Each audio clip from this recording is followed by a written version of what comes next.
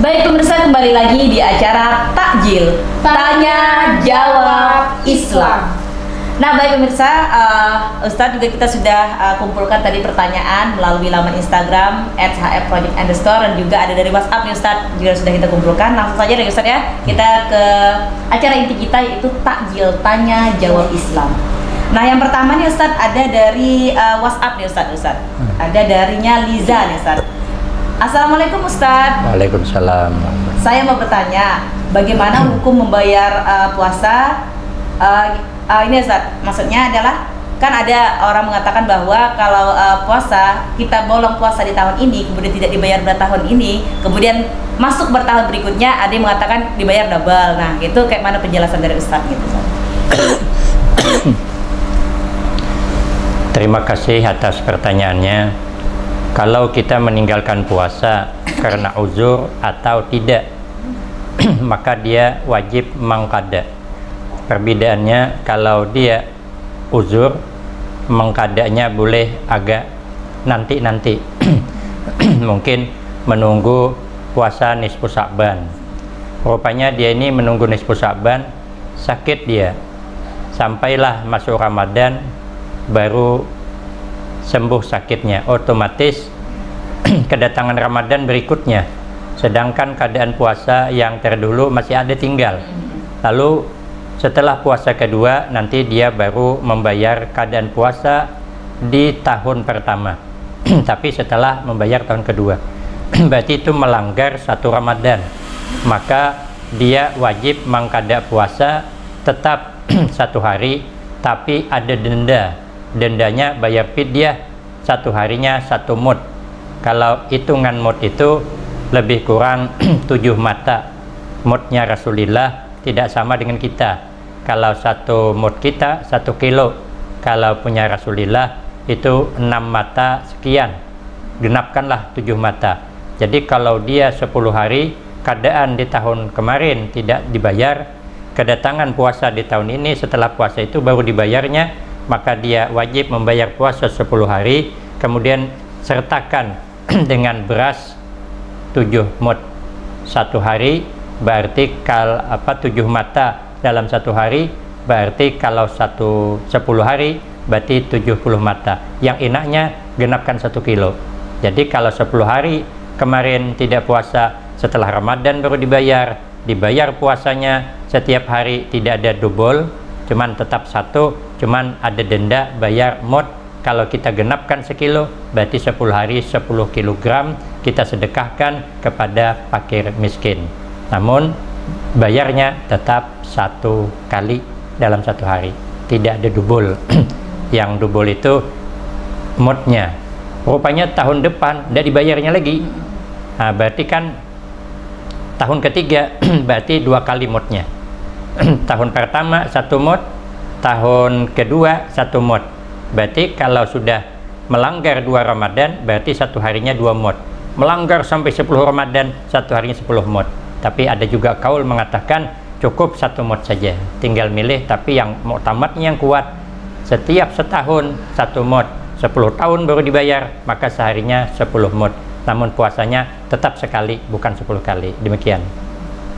Nah itu tadi jawaban dari Ustadz Fahrudin Nur terkait pertanyaan dari Liza tadi ya. Semoga Liza dengan penjelasan Ustadz tadi sudah cukup jelas dan semoga bermanfaat dan menambah pengetahuan baru. Dan nanti jika ada keluarga atau teman-teman yang bertanya, bisa di-share dengan jawaban Ustadz tadi. Baiklah Ustadz, kita lanjut pertanyaan selanjutnya dari via WhatsApp dari Sam. Assalamualaikum Ustadz. Waalaikumsalam. Bolehkah menunda mandi junub sampai imsak atau masuk waktu sholat subuh? Terima kasih Ustadz. Wassalamualaikum warahmatullahi wabarakatuh. Terima kasih pertanyaannya. Orang ini junub di waktu malam, lalu mungkin karena dingin atau suatu hal dia tidak mandi. Nanti sajalah setelah azan subuh, lalu dia tidur lagi. Azan subuh langsung dia mandi, ya puasanya sah, cuman makruh menunda-nunda mandi junub, apalagi sebelum mandi dia makan sahur.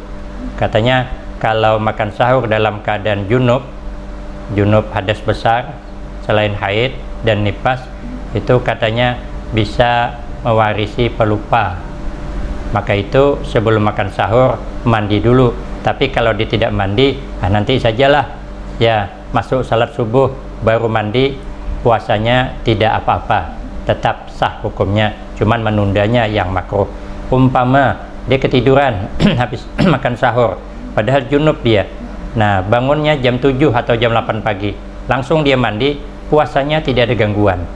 Yang tidak boleh itu puasa dalam keadaan setelah imsak, puasa junub setelah imsak. Tapi kalau junubnya sebelum imsak, mandinya nanti pagi sekalipun, puasanya tidak ada gangguan. Tapi kalau habis salat subuh melakukan kesalahan hubungan suami istri, itu tidak ada maaf, itu puasanya tidak sah dan bayar kafarat puasa 2 bulan berturut-turut. Demikian, terima kasih. Baik Bang Sam, itulah jawaban dari Al Ustadz Farudin Nur. Semoga bermanfaat bagi Bang Sam dan kita semua. Amin. Baiklah pemirsa, kita masuk ke pertanyaan selanjutnya nih Ustadz, dari Instagram ya Ustadz. Ada yang pertama itu dari Ana Vandira. Assalamualaikum Ustadz. Waalaikumsalam. Saya ingin bertanya, bagaimana pandangan Ustadz terhadap wanita yang hanya memakai hijab di bulan Ramadan saja? Terima kasih Ustadz. Wassalam. Wanita memakai hijab itu hukumnya wajib karena dia wajib menutup aurat. Nah, cuman alhamdulillah bulan Ramadan kesadaran kita umat Islam lebih tinggi karena katanya syaitan dibelenggu, tidak ada lagi, jadi agak berkurang. Jadi tinggal yang kita hadapi nafsu kita, kemudian pergaulan dan bujuk rayu dunia. Iblis tidak ada. Maka itu kita banyak memakai hijab di bulan Ramadan.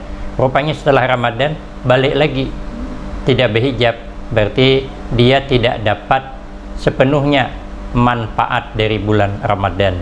Mestinya di bulan Ramadan kita menjadi baik berhijab, setelah Ramadan tetap kita pakai hijab, artinya menutup aurat seperti layaknya para wanita yang dianjurkan dalam agama. Maka tetap hukumnya kalau tidak menutup aurat setelah Ramadan tetap hukumnya haram. Demikian. Itulah tadi jawaban Al Ustadz Farudin Nur terkait pertanyaan Ana Vandira. Semoga jelas, kemudian semoga bermanfaat.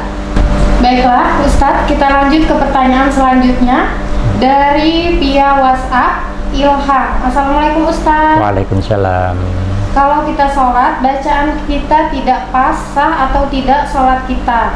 Dan bagaimana jika mengaji, bacaan kita tidak pas? Wassalamualaikum warahmatullahi wabarakatuh. Waalaikumsalam. Maka kita dituntut wajib mendidik anak bisa baca Al-Quran. Paling tidak hurufnya jangan hilang. Walaupun tidak sepasih orang hebat, tapi huruf jangan hilang. Seperti ain taka amzah, alhamdulillahi rabbil alamin, itu kan hilang ainnya. Atau ha taka ha, alham taka baca alham, atau alham taka ha, itu kan hilang huruf. Nah, kita mengajari anak sudah sebaik mungkin, cuman lidahnya payah, lidahnya keras, tidak mau fasih, itu tidak apa-apa. Di bawah sembahyang baca Fatihah tidak fasih, padahal sudah dididik dengan sebaik-baiknya, maka sembahyangnya sah. Baca Al-Qurannya pun insyaallah dapat pahala karena dia lidahnya. Tapi kalau sengaja tidak mengaji, tidak belajar bacaan Al-Quran, ini yang tidak bisa, tetap berdosa. Tapi kalau dia terus belajar baca Al-Quran tapi belum fasih, dibacalah seadanya, tidak apa-apa, karena dia masih ada usaha. Mungkin buka lewat YouTube, kita lihat orang mengaji, atau di TV kan ada mengaji Al-Quran, ada hurufnya langsung yang ditunjuk, ada latihan di situ. Tapi belum juga, teruskanlah apa adanya. Tapi kalau dia laki-laki, kalau tidak fasih bacaannya, dia belum bisa jadi imam. Tapi kalau jadi makmum sah saja karena dia sedang proses belajar. Demikian. Terima kasih Ustaz. Baiklah Ilham, itulah jawaban dari Al Ustadz Farudin Nur. Semoga bermanfaat bagi Ilham dan kita semua. Baik pemirsa, kita lanjut pertanyaan selanjutnya nih Ustadz, dari Instagram kembali. Ada darinya Sartika 664. Ini dua pertanyaan Ustaz, satu-satu atau kita lanjut langsung kedua? Lanjut. Langsung Ustaz ya. Yang pertama nih Ustaz, Ustaz mau tanya, mana yang terbaik antara sholat tarawih di masjid dengan sholat di rumah bersama keluarga? Dan bagaimana status sholat wajib jika saya memudahkannya di masjid dan tarawih di rumah? Yang kedua. Dan selanjutnya Ustaz, bagaimana kalau seorang istri menyajikan suami makan sedangkan sang istri sedang berpuasa? Apakah berdosakah sang istri itu? Apakah hukumnya? Mungkin ya Ustaz maksudnya suaminya sedang tidak berpuasa, istrinya menyajikan makanan. Silakan Ustaz. Terima kasih. Saya jawab yang kedua dulu. Apa hukumnya wanita berbakti menyajikan makanan di bulan suci Ramadan suaminya sedang tidak puasa? Dilihat, kalau suaminya tidak puasa karena memang uzur, dia sakit, dia bisa puasa, si istri punya kewajiban menyajikan makanan untuk suaminya karena dia dalam keadaan uzur. Tapi kalau memang dia tidak mau puasa, memang karena penyakit mahir makan, lalu suaminya tidak puasa, istrinya menyajikan, hukumnya tetap tidak boleh. Nah, nanti kalau tidak disajikan dia bisa ngamuk, marah dia, cari akal lah, masak subuh banyak-banyak, tapi jangan diniatin untuk dia. Lebihkan air direbus, masukkan termos untuk niat untuk kita bikin air. Nanti kalau dia tidak makan, carilah sendiri, sudah ada semua disisakan, air minumnya sudah ada situ, sisa kita tadi subuh. Terserah dia, bikin sendiri, ambil sendiri. Kita jangan melayani, minta maaf Pak, ini urusan agama, kami istri tidak boleh melayani, membantu Bapak tidak puasa. Lah Bapak tidak puasa, terserah sempian, itu tanggung jawab sempian, sudah ada siap di meja, itu persiapan habis makan sahur tadi, biar lepas. Karena kalau tidak nanti kalau dia ngamuk kan payah juga, piring pecah solusin periuk lari ke bawah kolong, kan susah kita nak masak, jadi serba susah. Doakan sajalah agar suami dapat hidayah untuk meningkatkan amal ibadah di bulan suci Ramadan di pujuk rayu. Nah tadi mana bagusnya sembahyang tarawih di masjid dengan di rumah bersama keluarga. Di dalam peraturan berjamaah yang paling abdal itu adalah sembahyang jamaah di tempat yang jamaahnya banyak.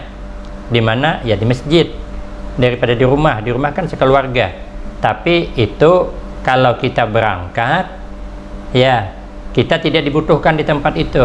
Tapi kalau kita dibutuhkan di tempat itu, tetap abdal di tempat itu. Anak istri kita susah mau ke masjid, apalagi anak gadis, orangnya cantik pula tuh, bunga disa, kembang kampung, lebih cantik dari Ayu Tinting. Maka yang merebutkan banyak. Ini fitnah nanti kalau dia ke masjid. Sudahlah, kita sembahyang di rumah saja. Kalau saya nanti ke masjid, anak istri saya tidak bisa sembahyang tarawih berjamaah, maka saya bagus milih bersama keluarga. Ya, karena di masjid orang sudah banyak yang bisa jadi imam, di rumah yang kesian. Demikian, terima kasih.